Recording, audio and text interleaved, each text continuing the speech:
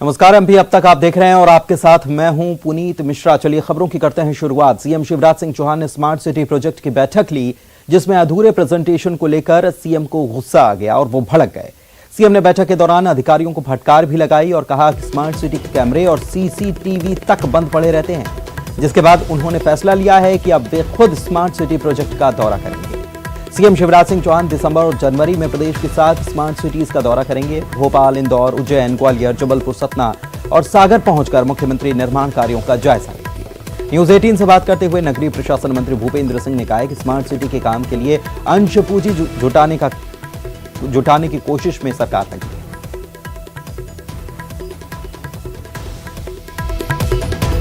प्रदेश में अब smart city के कामकाज का खुद मुख्यमंत्री शिवराज सिंह चौहान मौके पर पहुंचकर परीक्षण करेंगे। आज इसको लेकर बैठक हुई और प्रदेश के नगरीय प्रशासन मंत्री भूपेंद्र सिंह हमारे साथ मौजूद हैं। सर, स्मार्ट सिटी के डेवलपमेंट को लेकर कहां पर क्या हालात हैं, क्या आगे कदम उठाने जा रही है सरकार? देखिए, आज माननीय मुख्यमंत्री जी ने हमारे प्रदेश में जो 7 स्मार्ट सिटी हैं, उन 7 स्मार्ट सिटी के जो प्रोजेक्ट हैं, काम हैं, उनकी उन्होंने समीक्षा की है और जो काम अगर रह गए हैं तो क्यों रह गए हैं और आगे जो काम होना है, इस सब की उन्होंने जानकारी ली है। और माननीय मुख्यमंत्री जी ने ये तय किया है कि वो स्वयं दिसंबर के माह में और जनवरी के माह में प्रदेश के जो हमारे सभी बड़े शहर हैं वहाँ का दौरा करेंगे और वहाँ पर विकास योजनाएं देखेंगे। जो स्मार्ट सिटी हैं उसके अलावा जो हमारे बड़े शहर हैं वो, और वहाँ पे वर्तमान में तत्कालिक रूप से प्राथमिकता के क्या काम हैं, उन कामों को सरकार हाथ में लेगी और वो व्यवस्थाएं ठीक हो तो इसकी पूरा रिव्यू मुख्यमंत्री जी करेंगे हर शहर में जाके, और उसके आधार पर वो निर्देश जारी करेंगे। और मुख्यमंत्री के निर्देश के बाद ही ये सब विकास के जो काम या स्मार्ट सिटी को जो काम करना है वो सारे काम होंगे। आज मंत्रालय में सामुदायिक वन प्रबंधन को लेकर सीएम शिवराज सिंह चौहान ने बैठक ली, जिसमें सामुदायिक वन प्रबंधन समिति कार्यकारिणी, बिगड़े वन क्षेत्रों, अच्छे वन क्षेत्रों और वन्य प्राणी प्रबंधन पर चर्चा हुई। वन समिति और कार्यकारिणी में महिलाओं को सदस्य बनाने पर विचार किया गया।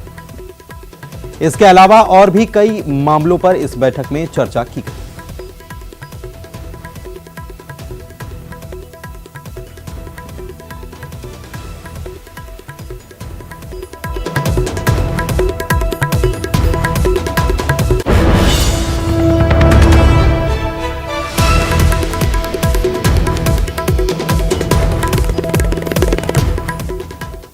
इधर मुख्यमंत्री ने बैतूल जिले में 50 बिस्तरों वाले बलून हॉस्पिटल का वर्चुअल लोकार्पण किया। कोरोना की दूसरी लहर के बाद अमेरिकन इंडियन फाउंडेशन की मदद से यह बलून हॉस्पिटल तैयार किया गया है। बलून हॉस्पिटल को खास तरह के प्लास्टिक से बनाया गया है, जिसे एक जगह से दूसरी जगह आसानी से शिफ्ट किया जा सकता है। इस अस्पताल में 50 सर्व सुविधा युक्त बिस्तर हैं, जिनमें से 25 ऑक्सीजन वाले बेड हैं, 8 वेंटिलेटर बेड हैं। इस अस्पताल के पूरे सेटअप को जरूरत पड़ने पर दूसरी जगह शिफ्ट किया जा सकता है।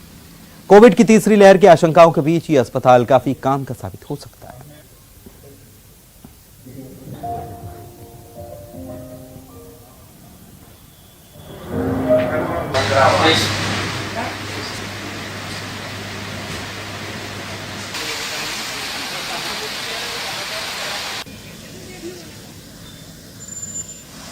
प्रदेश में पंचायत चुनाव पर संकट के बादल मंडरा रहे हैं। चुनाव कराने की घोषणा के बाद हाई कोर्ट में नई याचिका दायर की गई है, जिस पर कल चीफ जस्टिस की डिवीजन बेंच सुनवाई करेगी। चुनाव से संबंधित सभी याचिकाओं पर वरिष्ठ अधिवक्ता विवेक तनखा और पूर्व महाधिवक्ता शशांक शेखर पैरवी करेंगे। याचिकाओं में 7 साल पहले आरक्षण पर चुनाव कराने पर सवाल किए गए। इसमें दलील दी गई है कि आरक्षण प्रक्रिया को रद्द करना गलत है, क्योंकि ऐसे में नए जिलों का क्या होगा, वहां आरक्षण की प्रक्रिया कैसे होगी। मध्य प्रदेश में पंचायत इलेक्शंस की घोषणा हो चुकी है, लेकिन क्या ये इलेक्शंस वर्तमान नियमों, कायदों और मापदंडों के आधार पर होंगे या नहीं, कल इसकी सुनवाई मध्य प्रदेश हाईकोर्ट में होने जा रही है। चूंकि हस्तक्षेप और इंटरिम यानी अन्य जो याचिकाएं हैं वो मध्य प्रदेश हाईकोर्ट में दायर हुई। हमारे साथ इस वक्त पूर्व महाधिवक्ता शशांक शेखर जी मौजूद हैं, जो इन मामलों में पैरवी करेंगे। सर, क्या कहती है ये हस्तक्षेप याचिकाएं और अंतरिम याचिका जो दायर की गई है? देखिए, बेसिकली तो याचिकाएं ही दायर करेंगी जिसमें हमने ऑर्डिनेंस से जो सेक्शन 9 लाए हैं उसको चैलेंज किया। हमने ये बोला कि संविधान के अनुरूप नहीं है। संविधान की मंशा 243C और डी में बिल्कुल एकदम साफ है। वो ये बोलती हैं कि आपको डिलिमिटेशन करना पड़ेगा और उसके बाद आपको रोटेशन करना पड़ेगा और उसके बाद ही आप चुनाव करेंगे। अब आप एक अध्यादेश के द्वारा क्या भारत के संविधान के विपरीत कुछ कर सकते हैं, इस चीज को लेकर हमने उसको चैलेंज किया, जो कि मेरे अनुसार कभी नहीं किया। और पूर्व मंत्री कमलेश्वर पटेल ने पंचायत चुनाव को लेकर सरकार को निशाने पर लिया और कहा कि सरकार ने पंचायत चुनाव में तानाशाही का रुख अपनाया है। नगरीय विकास और आवास मंत्री भूपेंद्र सिंह ने पलटवार किया, कहा कि कांग्रेस ने अपने 15 महीने के शासनकाल में फर्जी तरीके से चुनाव कराने की कोशिश की।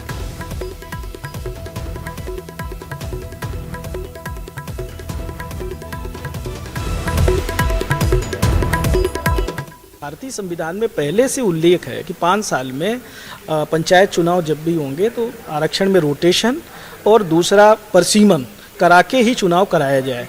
पर दुर्भाग्य है कि 2014 की स्थिति में 7 साल पहले वाली स्थिति में लाकर नया अध्यादेश लाकर जो अधिकार क्षेत्र के बाहर है, महामहिम राज्यपाल के अधिकार क्षेत्र में नहीं है, वो लाकर राज्य सरकार जोर जबरदस्ती कर रही है। हमारी मांग है कि जो 19-20 में हमने परसीमन की कार्रवाई की थी, डिलिमिटेशन की कार्रवाई की थी, आरक्षण में रोटेशन की जो कार्रवाई की थी, वो उस नहीं गई है कोर्ट में। हम चाहते हैं चुनाव हो, हमारी पार्टी चाहती है चुनाव हो, पर जो प्रभावित लोग हैं, जो लोग भी सपना सजोए थे, जिनके साथ भी अन्याय हो रहा है, संवैधानिक व्यवस्था का मजाक उड़ाया जा रहा है, ऐसे लोग कोर्ट में गए हैं तो वहाँ कांग्रेस पार्टी उनकी मदद कर रही है, क्योंकि हम चाहते हैं कि उनको न्याय मिले। देखिए, कांग्रेस का कभी लोकतंत्र में विश्वास नहीं रहा और जब मध्य प्रदेश में पिछले 1.25 वर्ष कांग्रेस की सरकार थी, उस समय वो फर्जी तरीके से पंचायत के चुनाव कराना चाहते थे और कांग्रेस के लोगों को सब जगह बैठाना चाहते थे।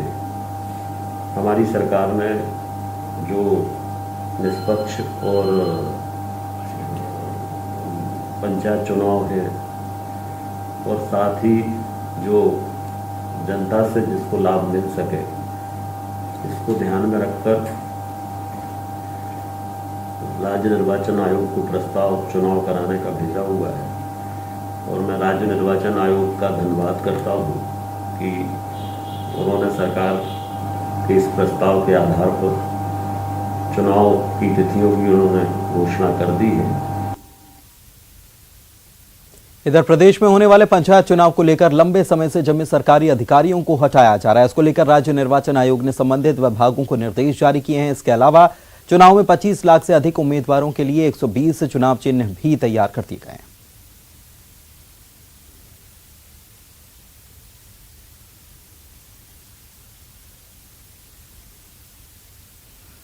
सूबे के 2 दिग्गज नेता ज्योतिरादित्य सिंधिया और दिग्विजय सिंह के बीच इन दिनों एक दूसरे के खिलाफ बयानों की बरसात हो रही है।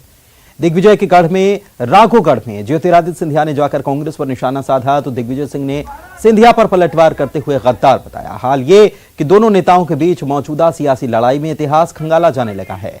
दिग्विजय सिंह न सिर्फ कांग्रेस की सरकार गिराने के लिए सिंधिया को जिम्मेदार ठहरा रहे हैं, बल्कि लेन देन का आरोप लगा रहे हैं। यहां तक कह दिया कि गद्दार की पीढ़ियां भी गद्दार निकलती हैं।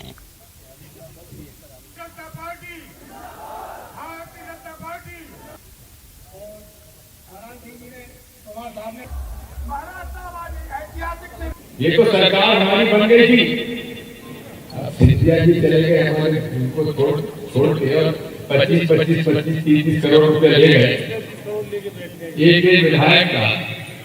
अरे कांग्रेस के साथ गद्दारी कर गए तो इसका मैं क्या करूं? किसने सोचा था? जनता ने तो कांग्रेस सरकार बनाई थी। और देखो, इतिहास इस बात का साक्षी है, एक व्यक्ति गद्दारी करता है तो उसकी पीढ़ी दर पीढ़ी गद्दारी के गद्दारों के नाम से जानी जाती है। ऐसे होते हैं जो प्रधानमंत्री जी ने कहा है कि चुनौतियों में अवसर ढूंढना, ये भारतीय जनता पार्टी की सोच और विचारधारा है। और कुछ पार्टी और दल तो ऐसे होते हैं कि अवसरों में भी चुनौती ढूंढने का काम करते हैं। वहीं दिग्विजय सिंह के गद्दार वाले बयान को लेकर बीजेपी ने जोरदार हमला बोला है। बीजेपी प्रवक्ता पंकज चतुर्वेदी मीडिया के सामने एक लेटर लेकर हाजिर हो गए। उन्होंने बताया कि यह खत दिग्विजय सिंह के स्वर्गीय पिता बलभद्र सिंह ने अंग्रेजों को लिखा था। और पत्र का हवाला देते हुए पंकज चतुर्वेदी ने बताया कि जब देश में लोग आजादी की लड़ाई में शहीद हो रहे थे, तब दिग्विजय सिंह के पिता अंग्रेजों से अपनी वफादारी की कस्में खा रहे थे। बकौल बीजेपी अंग्रेजों के नाम बलभद्र सिंह के पत्र में ब्रिटिश हुकूमत के लिए उनकी पीढ़ी के योगदान का जिक्र करते हुए सुविधाओं की मांग की गई थी। बीजेपी ने यहां तक आरोप लगाया कि पानीपत की लड़ाई में मराठाओं के खिलाफ मुगलों का तत्कालीन राजा ने साथ दिया था। इधर कांग्रेस ने इस पर पलटवार किया है। श्रीमान स्वर्गीय बलभद्र सिंह जी का एक पत्र है जो 16 सितंबर 1939 को, तारीख ध्यान से सुनिएगा, 16 सितंबर 1939 को वो लिखते हैं और पत्र में लिखते हैं कि मेरे पूर्वजों ने 1779 से ब्रिटिश सरकार को भरपूर सेवाएं प्रदान की हैं। मेरे पिताजी ने भी आपको, यानी दिग्विजय सिंह जी के दादाजी का आग्रह कर रहे हैं बलभद्र सिंह जी उनके पिताजी, मेरे पिताजी ने भी आपको अपनी निजी सेवा प्रदान की है। पिछले युद्ध के समय भी ब्रिटिश सरकार को रावगढ़ ने अपनी भरपूर सेवा प्रदान करी है। अब मैं आपको अपनी वफादारी से भरी सेवा प्रदान करना अपना धर्म समझता हूँ। ये बलभद्र सिंह जी का पत्र है जिसमें वो लिख रहे हैं कि अंग्रेजों की सेवा करना वो अपना धर्म समझते हैं। और दिग्गी राजा का ये जो के पिताश्री बलभद्र सिंह जी का जो पत्र था, अंग्रेज भक्ति का पत्र था, ये पत्र दिग्विजय सिंह जी के मुख्यमंत्री काल में एक प्रदर्शनी लगती पुरातत्व विभाग की सन 2002 भोपाल में, और उसमें ये पत्र रखा जाता है। वो पत्र की प्रति भी दिखाऊंगा, मैं आपको प्रस्तुत करूंगा आपके सामने। ये पत्र लिखा जाता है जिसमें दिग्विजय सिंह जी के पिताजी बलभद्र सिंह जी की स्वीकारोक्ति है कि वो उनका पूरा परिवार पीढ़ियों से ऐसी शक्तियों की, अंग्रेजों की, विदेशियों की सेवा कर रहा था जो भारत के हित के खिलाफ थे। पूरा देश जब विश्व युद्ध में जर्मनी के खिलाफ, ब्रिटेन जो हमारी सेना का उपयोग कर उसके खिलाफ था, तब भी ये ब्रिटिश सैनिकों के पक्ष में थे। और इतिहासकार राजा रघुवीर सिंह जी के अनुसार मुगलों की वफादारी के बदले, पानीपत की तीसरी लड़ाई का जिक्र कर रहा हूं मैं, कि तत्कालीन जो राजा थे उन्होंने मराठा सेनापति सदाशिवराव भाऊ को सहयोग करने से इनकार किया और मुगलों को सपोर्ट किया। देखिए, अंग्रेजों से माफी किसने मांगी ये हम आप सब लोग जानते हैं। सारा पूरा इतिहास आज तक इस बात को जानता है कि अंग्रेजों से माफी किसने मांगी थी। लेकिन इस तरह की गलतफहमियां फैला के ये केवल और केवल जनता को भ्रमित करने का प्रयास कर रहे हैं। और सही मायनों में वर्तमान परिस्थितियों में किसने गद्दारी की, ये तो आपने, हमने, सबने देखा है कि मध्य प्रदेश की जनता ने देखा है कि चुनी हुई सरकार को खरीद फरोख्त के माध्यम से किसने गिराया। तो ये जो अपनी निष्ठा सिद्ध करने के चक्कर में दूसरों पे कीचड़ उछालना प्रारंभ कर रहे हैं, उन लोगों से जाकर पूछिए कि उनकी निष्ठा आखिर किसके साथ है। एमपी में कोरोना के नए वेरिएंट ओमिक्रॉन का खतरा लगातार बढ़ रहा है, क्योंकि यहां के बॉर्डर से लगे 3 राज्य गुजरात, महाराष्ट्र और राजस्थान में ओमिक्रॉन ने दस्तक दे दी है। ऐसे में सरकार ने पड़ोसी राज्यों की सीमा से लगे जिलों में जांच और निगरानी बढ़ाने के निर्देश दिए हैं। साथ ही इन राज्यों से होकर आने वाली ट्रेनों की यात्रियों की कोरोना जांच भी अनिवार्य कर दी गई है और की जा रही है। गृह मंत्री ने कहा है कि राज्यों से लगी सीमा पर चौकसी बढ़ाई गई है।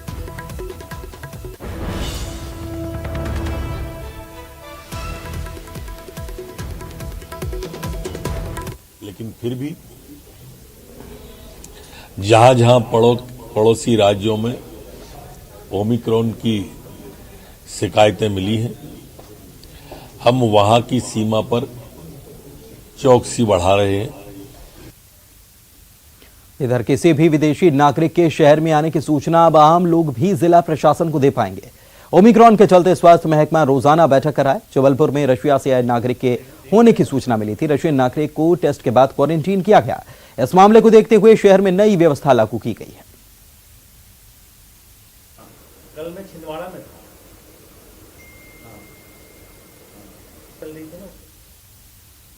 वही कोरोना के नए वेरिएंट ओमिक्रॉन को लेकर सरकार ने पड़ोसी राज्यों से आने वाले यात्रियों की चेकिंग करने और उनका टेस्ट करने के निर्देश तो दिए हैं, लेकिन सरकार के निर्देश के बावजूद अब भी कई जगहों पर पालन नहीं हो रहा। मंदसौर में राजस्थान से आने वाले यात्रियों का न तो टेस्ट हो रहा है और न ही उन पर नजर रखी जा रही है। जिला कलेक्टर गौतम सिंह का कहना है कि बॉर्डर पर अभी चेकिंग लगाने का कोई प्लान नहीं है।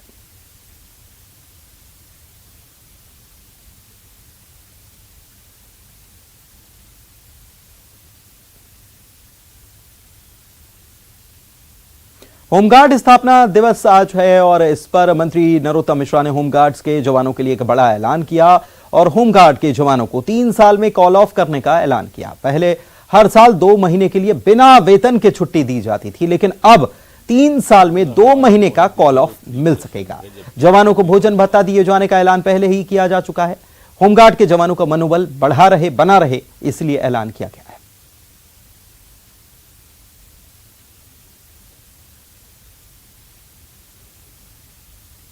50 करोड़ रुपए इनको एचडी से फंड से 10 जीप के लिए, 58 यूटिलिटी व्हीकल के लिए, 20 बसों के लिए, 100 से अधिक मर्डर कोर्ट के लिए, ड्रोन के लिए 50 करोड़ रुपए आज स्वीकृत किए। इसी तरह से हमारे जो मंगेली जबलपुर में था उसके लिए 130 करोड़ रुपए की आज मंजूरी की है।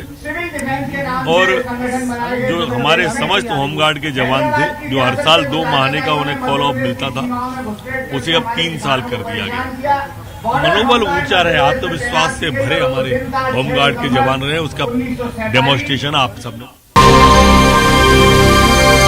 इसके बाद आपका स्वागत है और भोपाल से बड़ी खबर आपको बता रहे हैं, जहां पर महिला डॉक्टर ने फांसी लगाकर खुदकुशी कर ली और सुसाइड नोट में एक युवक का जिक्र किया गया है और इसमें लिखा है आई लव यू, मर्जी से खुदकुशी कर रही हूं। बीडीएमएस की ये महिला डॉक्टर हैं जिन्होंने फांसी लगाकर खुदकुशी कर ली। मृतक महिला डॉक्टर जो हैं सिंगरौली की रहने वाली बताई जा रही हैं और मिसरोद इलाके की ये घटना बताई जा रही है। तो एक बड़ी खबर राजधानी भोपाल से, जहां पर एक महिला डॉक्टर, डेंटल डॉक्टर ने खुदकुशी कर ली और सुसाइड नोट में युवक का जिक्र किया गया। लिखा है कि आई लव यू और मर्जी से खुदकुशी कर।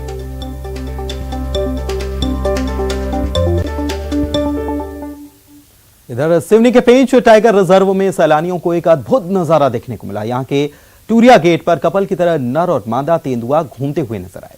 टाइगर रिजर्व में दुर्लभ नजारा देख सैलानी काफी रोमांचित हो गए और इसे अपने कैमरे में कैद कर लिया। सैर करते हुए तेंदुए का यह वीडियो अब सोशल मीडिया पर काफी वायरल हो रहा है।